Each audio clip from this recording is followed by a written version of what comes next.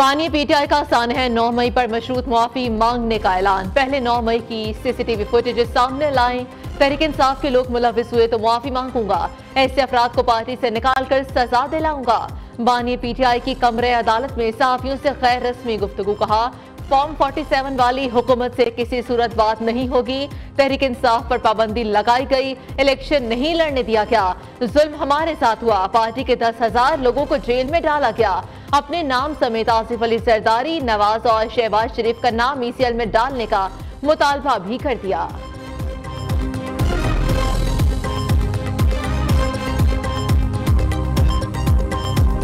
आइन और कानून बिल्कुल वाज़ेह है कि फ्लोर क्रॉसिंग नहीं हो सकती और एक पार्टी का आप एफिडेविट असेंबली में जमा करा दें कि मैं फलां पार्टी का रुकन हूं। रूल्स ये कहते हैं कि आपने 3 दिन के अंदर कोई पार्टी ज्वाइन करनी है। अब आपने हल्फनामा दे दिया कि मैं फलां पार्टी का रुकन हूं, तो क्या वो हल्फनामा कैंसिल हो सकता है? कौमी असेंबली का कोई रुकन हल्फ उठा ले, उसकी रुकनीत खत्म करके, हल्फ खत्म करके, क्या बाकी प्रोसेस को छोड़ के नए मेंबरान को फ्लोर क्रॉसिंग करवा के कोई नई पार्टी ज्वाइन करवाई जा सकती है? ये बड़ी पेचीदा एक सूरत हाल है। बानी पीटीआई ने शेख मुजीब को हीरो बनाकर पेश किया। मुजस्मा गिरते ही यू टर्न ले लिया। कॉलोफील्ड में तजाद की डिग्री यू टर्न के बादशाह को देनी चाहिए। अता तारर की सियासी मुखालिफ पर लफ्जी गोलाबारी। क्या रुकने असेंबली के हल्फ को छोड़कर नई पार्टी ज्वाइन कराई जा सकती है?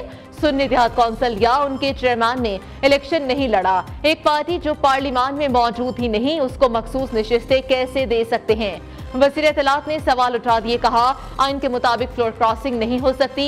उम्मीदवार के 3 दिन के अंदर पार्टी में शमूलियत इख्तियार करने का रोल मौजूद था। इस रोल को अब कानून में तब्दील किया गया है।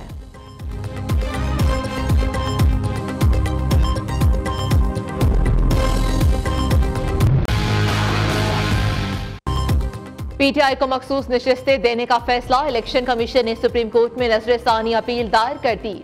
कमीशन ने आइन और कानून के मुताबिक अपनी जिम्मेदारी सर अंजाम दी। किसी कानून और अदालती फैसले की गलत तशरीह नहीं की। अदालती फैसले पर मिनिमम अमल किया। सुप्रीम कोर्ट आर्टिकल 218 के तहत इलेक्शन कमीशन में मुदाखलत नहीं कर सकती। आइन की गलत तशरीह पर मामला आईनी इदारों को रिमांड किया जाना चाहिए। इलेक्शन कमीशन ने 39 अरकान की हद तक फैसले पर अमल किया। इंसाफ के तकाज़ों के लिए 12 जुलाई का मखसूस नशिस्तों का फैसला वापस लिया जाए।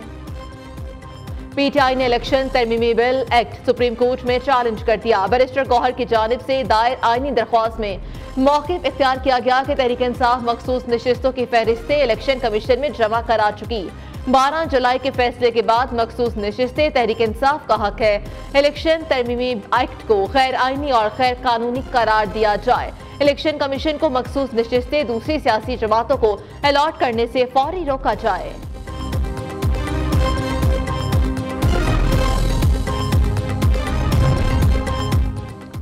उमर अयूब ने इलेक्शन एक्ट में तरमीम पीटीआई का रास्ता रोकने की भोंडी कोशिश करार दे दिया। ऑपोजिशन लीडर ने मीडिया से गुफ्तगू करते हुए कहा कि मंजूर की गई तरमीम कानून और आइन के मनाफी है। किसी के साथ कोई मुज़ाकरात नहीं हो रहे। मुल्क में ताज़ा इलेक्शन हमारा वाहिद मुतालबा है। तहरीक इंसाफ का चुराया हुआ मैंडेट वापस किया जाए। मुशीर इत्तलात खैबर पख्तूनख्वा बैरिस्टर सैफ ने कहा, मैंडेट चोर हुकूमत ने इलेक्शन एक्ट में तरमीम करके तौहीन अदालत का इर्तिकाब किया। ऐसे इक़दाम के नतीजे में हसीना वाजिद का धड़न तख्ता हुआ।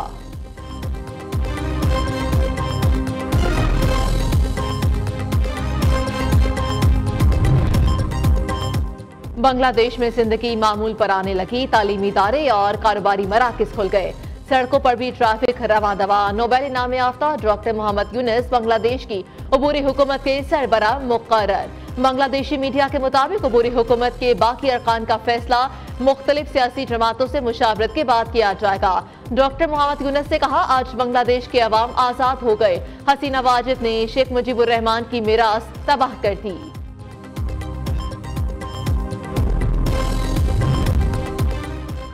यकीन है बांग्लादेशी अवाम का जज्बा और इत्तेहाद उन्हें हम आहंग मुस्तकबिल की तरफ ले जाएगा। बांग्लादेश की सूरत हाल पर पाकिस्तान हुकूमत का पहला बाज़ाब्ता बयान जारी। तर्जुमान दफ्तर खारजा ने कहा कि पाकिस्तान की हुकूमत और अवाम बांग्लादेश के अवाम के साथ खड़े हैं।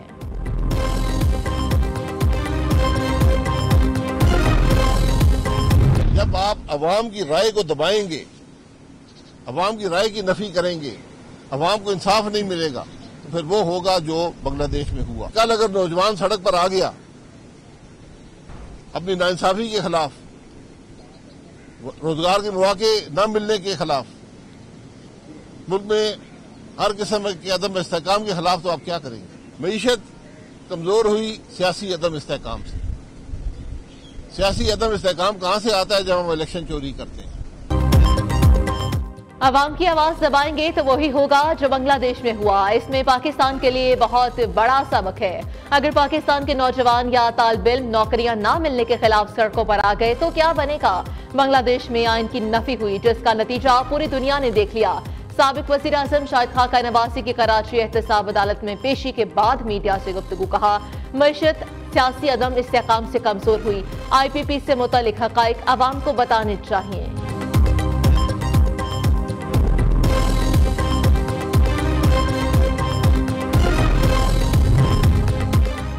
हाफिज नईमुर रहमान ने बिजली का बिल जमा न कराने की धमकी दे दी। अमीर जमात इस्लामी ने कहा, धरना शौक में नहीं दिया, हुकूमत इकदाम करे, सिर्फ ऐलानात से हम बहलने वाले नहीं।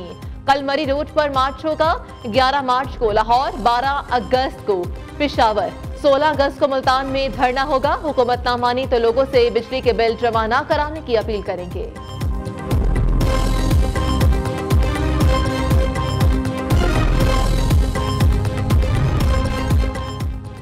PTI के दौर में मोहम्मद अली की रिपोर्ट में IPPs का ऑडिट करने का कहा। तहकीकात के बजाय IPPs को सालिसी के अमल में डालकर इल्तवा का शिकार किया, जिसका खुमियाजा अवाम को आज भुगतना पड़ रहा है।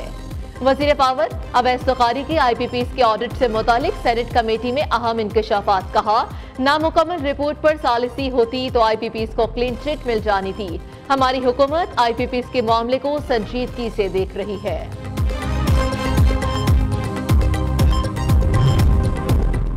मॉनसून सीजन में 10 करोड़ से ज्यादा पौधे लगाए जाएंगे। दरख्तों से आबो हवा साफ और कुदरती हुस्न में इजाफा होगा। वज़ीर आज़म शहबाज शरीफ की शजरकारी मुहिम के आगाज के मौके पर गुफ्तगू। कहा, मौसमी तब्दीली के बायस 2022 में तारीख के बदतरीन सैलाब का सामना करना पड़ा। आलूदगी से पाक और सरसब्ज पाकिस्तान के लिए हम सबको मिलकर काम करना होगा।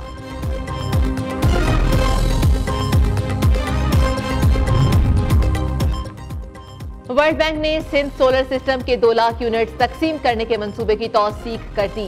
वज़ीर तवानाई नासिर शाह की वर्ल्ड बैंक टीम को सोलर यूनिट्स की तकसीम से मुतालिक ब्रीफिंग। वर्ल्ड बैंक टीम को Karachi water and sewage service improvement project पर भी ब्रीफिंग दी गई।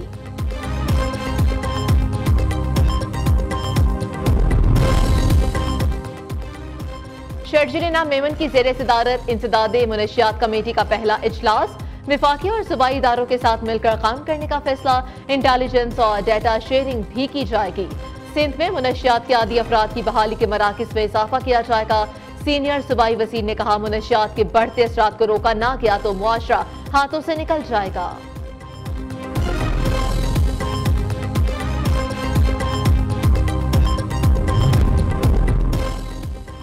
रहमान डकैत पुलिस मुकाबला केस। कराची की मकामी अदालत ने अदम शवाहिद पर उजैर बलोच और गफ्फार उर्फ मामा को बरी कर दिया।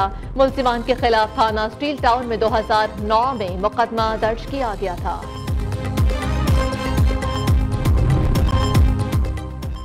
रवां साल का 13वां पोलियो केस सामने आ गया। कल अब्दुल्ला का 11 माह का बच्चा पोलियो वायरस से माजूर। लेबोरेटरी ने तस्दीक कर दी, बच्चे में माजूरी की अलामात रवां साल 17 जुलाई को जाहिर हुई।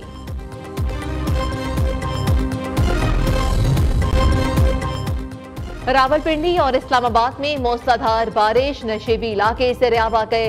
रावलपिंडी में रेन इमरजेंसी नाफिज। अडियाला जेल रोड और बोस्तान रोड पर 2 बच्चे नाले में डूब गए। हरीपुर और सियारत में भी बादल खुलकर बरसे। नदी नालों में तोखियानी, दर्जनों कच्चे मकानात बह गए। राब्ता सड़कें दरिया का मंजर पेश करने लगी। बलोचिस्तान में गुज़श्ता रोज होने वाली तेज बारिश के बायस सैलाबी सूरत हाल। सैलाबी रैला आबादी में दाखिल होने से कच्चे मकान गिर गए।